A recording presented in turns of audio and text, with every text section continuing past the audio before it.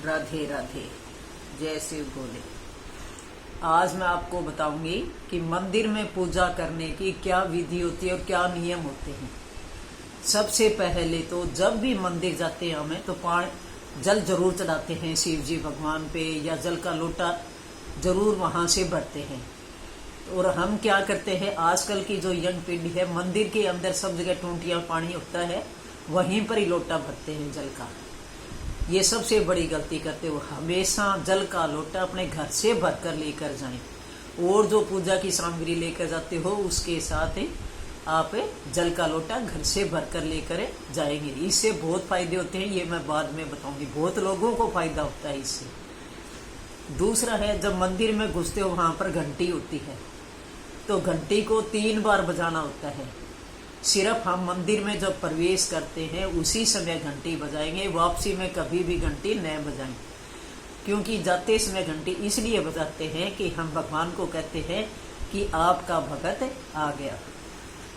और उसके पहले बाद में आपको क्या करना है, सबसे पहला काम, जब भी मंदिर में पूजा करने बैठते हो तो भगवान को धन्यवाद कहेंगे कि हे प्रभु, आपका धन्यवाद कि आपने मुझे मंदिर में बुलाया।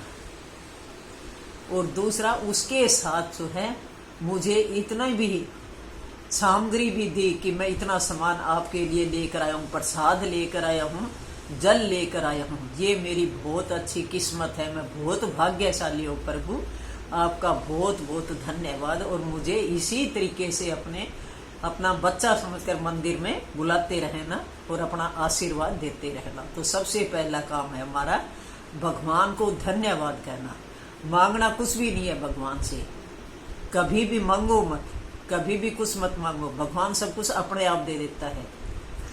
सिर्फ आपको धन्यवाद बोलना है भगवान को कि आपने मुझे सब कुछ दिया, ये कहना है हमेशा मंदिर में जाते हो। उसके बाद आप जो जल लेकर गए हो, उस जल को शिव जी के मंदिर में जैसे हम जाते हैं जल चढ़ाते हैं, पूरा जल चढ़ाने के बाद में जो उनके चरणों का जो जल निकलता है, चाहे आप 2 बूंद अपने लोटे के अंदर डालें और उस जल को अपने घर में लेकर आए। कभी भी मंदिर से खाली लोटा लेकर नहीं आएंगे, चाहे उसमें थोड़ा सा जल लेकर भी आए, लेकर जरूर आएंगे। खाली लोटा जो है अशुभ माना जाता है। अगर मंदिर से लेकर आते हो तो ये समझ लो हम मंदिर से कुछ नहीं लाए, खाली लोटा ही। और जब मंदिर में से आप 2 बूंद भी जो जल की लेकर आएगा, वो भी देखना आपके घर के अंदर धन के भंडार भरेगा। इतना ज्यादा महत्व होता है जल का। उसके बाद जल चढ़ा दिया आपने, प्रसाद चढ़ा दिया मंदिर के अंदर, लेकिन तिलक जरूर लगाएंगे मंदिर के अंदर। जब भी बैठते हो तो माथे के अंदर तिलक लगाएं, और हाथ के ऊपर जो मोड़ी बंधवाते हैं, पंडित होता है मंदिर में, मोड़ी जरूर बंधवाएं। क्योंकि ये जो होता है ये हमारा रक्षा कवच होता है, हमारे शरीर की हर तरह से रक्षा करता है, ये रक्षा कवच माना गया है। तो धागा जरूर बंधवाएं। और उसके बाद में फिर चरणामृत मंदिर का जो होता है वो लेकर अपने थोड़ा लें, और उसके बाद फिर अपने हाथों को जो है इस तरीके से धोकर फिर अपने सिर के ऊपर इस तरीके से लगाएं। और फिर हाथ जोड़कर भगवान से, जिस भगवान को भी आप मानते हो उसकी पूजा करें। अगर कोई भी मंत्र आपको नहीं आता तो ओम भगवते वासुदेवाय नमः, ओम भगवते वासुदेवाय मंत्र बोल दें। और सबसे पहले एक बार गणेश जी का ध्यान जरूर करें, क्योंकि गणेश जी की जब तक हम पूजा नहीं करते या ध्यान नहीं करते, हमारी पूजा जो है अधूरी मानी जाती है। जब गणेश जी की पूजा सबसे पहले करते हैं, उसके बाद और भगवानों की पूजा की जाती है। तो गणेश जी का ध्यान जरूर करेंगे और फिर अपनी पूजा करके उसके बाद फिर फेरी लगाएंगे मंदिर के। 1 फेरी कभी नहीं लगाते, 2 फेरी जरूर लगाएं। जोड़ा होता है तो 2 फेरी आप मंदिर के चारों तरफ लगाएंगे। कुछ लोग क्या करते हैं, जो मंदिर के पीछे की जो जगह होती है वहां पर ऐसे माथा टेकते हैं। बहुत से लोग करते हैं ऐसे, क्योंकि मैं भी मंदिर जाती हूँ तो देखती हूँ पीछे ऐसे माथा रखते हैं। कभी भी पीछे की तरफ करते हैं, पाप जो होता है वो सारा मंदिर के पीछे की तरफ होता है। तो कभी भी पीछे जब जाते हो तो वहां पर जो है आप हाथ न जोड़े, सिर्फ भगवान के सामने जो है हाथ जोड़े। और उसके बाद फिर जब वापिस आते हो तो आपको सिर्फ जल ही लेकर आना है वहां से, और कुछ नहीं, प्रसाद आपने चढ़ा दिया। जो भी प्रसाद आपकी इच्छा होती है आसानी से जो ले जाते हो वो कोई भी प्रसाद ले जाए। घर से फूल ले जाते हो, फूल चढ़ाएं, कुछ भी चढ़ाएं भगवान को। और तुलसी का पत्ता जरूर ले जाना चाहिए। लेकिन जो शिव जी के मंदिर में जाते हैं उनको कभी भी जो है तुलसी का पत्ता नहीं चढ़ाया जाता। विष्णु भगवान की, लक्ष्मी माता की, राम की, कृष्ण भगवान की पूजा करते हो तो तुलसी का पत्ता अगर नहीं चढ़ाते तो उसके बगैर भी भोग अधूरा माना जाता है। लेकिन जो शिव परिवार है, शिव परिवार पर कभी भी तुलसी का पत्ता नहीं चढ़ता। इस चीज का भी पूरा ध्यान रखें। और बाकी जो भी भगवान की पूजा करते हैं उनके ऊपर आप तुलसी का पत्ता चढ़ाएं। क्यों कहते हैं हरि को, राम को, कृष्ण को, विष्णु भगवान को, सबको जो है तुलसी माता सबसे ज्यादा प्रिय होती है, इसलिए इनके ऊपर तुलसी माता का प्रसाद चढ़ाया जाता है। और शिव जी का जो परिवार है, क्योंकि शिव जी का और तुलसी का बैर था, इसलिए कभी भी तुलसी का पत्ता शिव जी के परिवार पर नहीं चढ़ता। अब ये मंदिर की वो पूजा होगी। अब इसके बाद जो आप जल लेकर आए हो अपनी आंखों पे लगाएं, अपने दिल के ऊपर लगाएं और उसके अंदर थोड़ा सा और जल मिलाकर अपने घर के अंदर छिड़कते हैं। जितनी भी घर में छिड़कने से एक नेगेटिव ऊर्जा होती है घर में, वो सारी बाहर निकलती है। घर में लक्ष्मी का वास होता है, लक्ष्मी प्रसन्न होती है। क्योंकि जो आप मंदिर से जो जल लेकर आए हो वो एक पवित्र गंगा जल है। और घर में जितने भी सदस्य होते हैं सबको कहो कि अपने आंखों पे भी लगाएं, मस्तक पर लगाएं और अपने हृदय में लगाएं।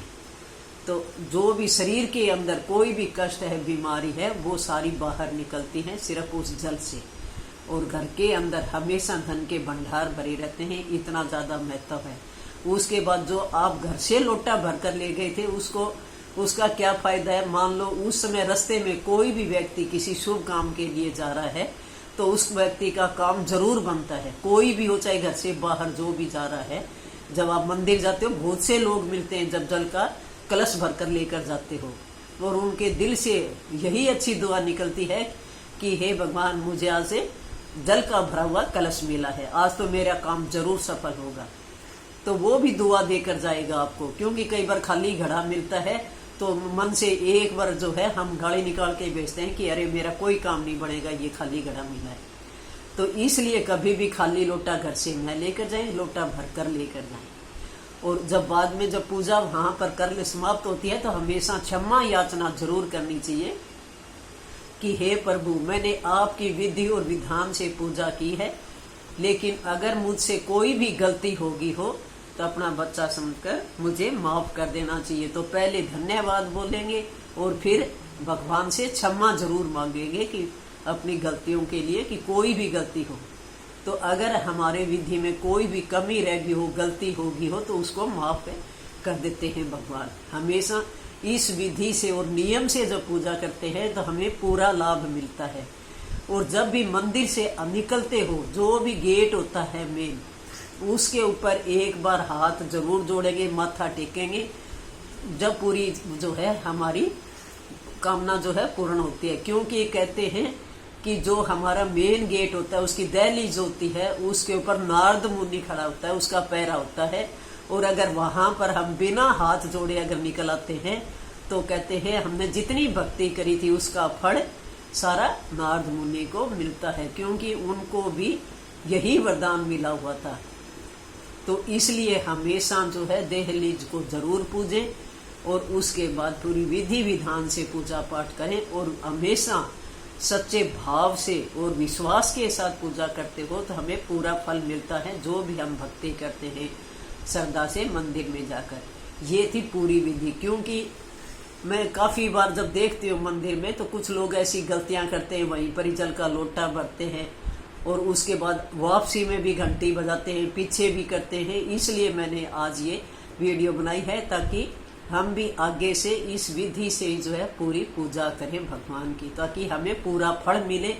और अगर आपको कोई कामना के लिए करते हो तो सबसे पहले अपना पूरा पता भी बोलेंगे, जो भी आपका एड्रेस है वो बोलकर फिर भगवान में पूरा ध्यान लगाकर, और उसके बाद फिर जो है अपनी जो भी कामना है वो बोलेंगे।